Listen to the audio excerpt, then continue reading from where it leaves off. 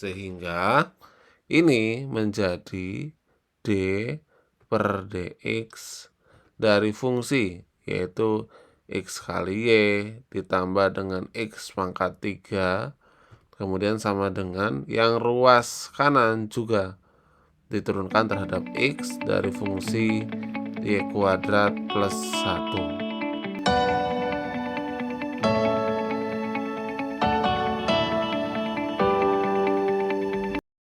Assalamualaikum warahmatullahi wabarakatuh. Halo semuanya, kembali lagi di Bahas Matematika. Di video kali ini kita akan membahas terkait dengan turunan tingkat tinggi di dalam fungsi trigonometri, di mana kita akan membahas yaitu terkait dengan bagaimana kita menentukan turunan implisit dari suatu fungsi aljabar maupun fungsi trigonometri. Oke, langsung saja. Jadi nanti untuk menentukan turunan implisit itu ada 2 langkah yang harus kita lakukan. Langkahnya apa? Jadi di turunan implisit ini nanti fungsi yang disediakan itu dalam 2 variabel, yaitu X dan Y. Sehingga untuk langkah yang pertama, jika ada misalkan fungsi ya, jika ada fx, y dia sama dengan x pangkat n gitu ya, maka nanti turunannya f aksen x-nya dia sama dengan n dikalikan dengan x pangkat n-1. Nah, ini langkah yang pertama. Jadi seperti biasa. Kemudian yang langkah yang kedua, jika fxy-nya dia adalah y pangkat n. Ini juga sama, yaitu maka f aksen x-nya dia sama dengan n dikalikan dengan y pangkat n-1. Tapi setelah menurunkan y ini, kita harus menambahkan dy per dx gitu ya. Dimana dy per dx inilah yang nantinya akan kita cari. Ketiga, bagaimana jika di dalam suatu fungsi tersebut itu adalah gabungan antara x dan y gitu ya. Misalkan jika ada f x, y dia sama dengan x kali y. Nah, kalau ada kasus seperti ini, jadi kita ingat sifatnya gitu ya. Maka nanti menggunakan sifat ya. Sifat apa? F aksen x-nya nanti dia adalah, maka x-nya diturunkan. Berarti kalau x-nya diturunkan nanti dia menjadi 1, kemudian y-nya tidak diturunkan, atau biasanya kita menggunakan sifat u kali v. Jadi ini sebagai u-nya, ini dia sebagai v-nya. Maka nanti perkalian itu dia menjadi u aksen kali v ditambah dengan u kali v aksen. Nah, ini adalah beberapa langkah di dalam turunan implisit yang akan sering kita lakukan. Oke, langsung saja kita akan coba contohkan untuk turunan implisit pada fungsi aljabar terlebih dahulu. Di mana misalkan contoh yang pertama, kita disuruh menentukan, jadi tentukan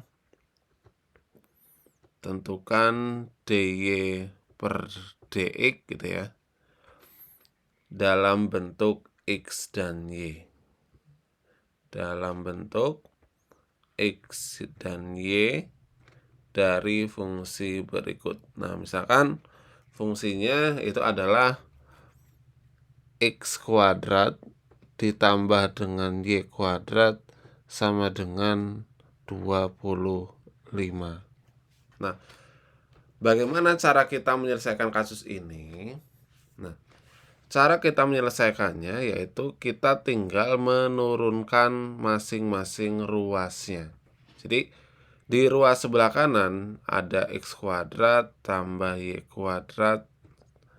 Di kiri, oke, di kiri ada x kuadrat plus y kuadrat, di kanan ada 25. Maka tinggal kita turunkan aja kedua ruasnya. Kita turunkan terhadap x gitu ya. Maka kita bisa tuliskan di sini D per dx dari gitu ya, x kuadrat plus y kuadrat sama dengan yang ruas kanan dia juga diturunkan juga terhadap x, d per dx dari 25. Nah, kenapa diturunkan terhadap x? Karena kalau kita perhatikan di soal kita dia adalah dy per dx gitu ya. Maka dia harus diturunkan terhadap x. Oke, ya udah kita turunkan. Turunan dari x kuadrat berapa? Turunan dari x kuadrat adalah 2x. Maka di sini 2x. Kemudian ditambah turunan dari y kuadrat berapa? Turunannya adalah 2y. Ingat, tapi setelah menurunkan y harus kita tambahkan dia dengan dy per dx. Dan ini sama dengan turunan dari 25, dia adalah 0. Ya. Setelah ini bagaimana? Setelah ini tinggal kita sama dengankan aja dy per dx-nya. Jadi 2y dari dy per dx itu dia sama dengan minus 2x. Berarti kita peroleh dy per dx-nya itu dia sama dengan minus 2x dibagi dengan 2y. Atau dapat kita sederhanakan dia menjadi min x per y. Nah, jadi ini adalah bentuk dari turunan implisit fungsi aljabar. Kemudian kita akan coba contohkan yang kedua, masih di fungsi aljabar terlebih dahulu sebelum kita ke fungsi trigonometri. Yang kedua, misalkan kita diberikan fungsi yaitu x kali y ditambah dengan x pangkat 3 sama dengan y kuadrat plus 1. Nah, tentukan dy per dx dalam bentuk x dan y. Nah, bedanya apa dengan kasus yang pertama tadi? Bedanya kalau kita perhatikan di sini dia ada perkaliannya. Jadi bagaimana cara kita menyelesaikannya? Kita tinggal turunkan aja langsung kedua ruasnya terhadap x. Karena yang ditanyakan adalah dy per dx-nya.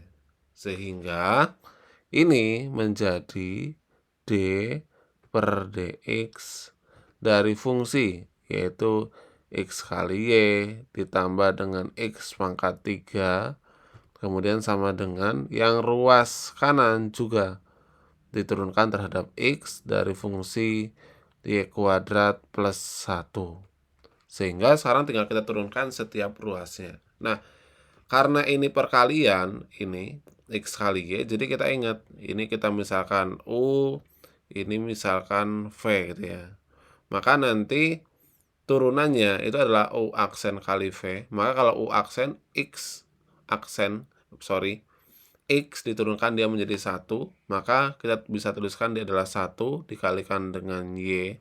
Kemudian u kali v aksen berarti x kali y diturunkan dia menjadi 1. Tapi ingat setelah menurunkan y harus kita tambahkan dengan dy per dx. Kemudian ditambah dengan x pangkat 3, turunannya berapa? Dia adalah 3x kuadrat. Sama dengan, ini juga sama nih. Turunan dari y kuadrat berapa? Turunannya adalah 2y dy per dx. Kemudian ditambah dengan 0. Karena 1 ini diturunkan dia menjadi 0. Kemudian kita sederhanakan dulu. Ini dia menjadi y ditambah dengan x dikalikan dengan dy per dx. Kemudian ditambah dengan 3x kuadrat. Ini sama dengan 2y dy per dx. Nah, setelah ini kita apakan nih? Setelah ini, jadi dy per dx-nya kita gabungkan terlebih dahulu di dalam satu ruas.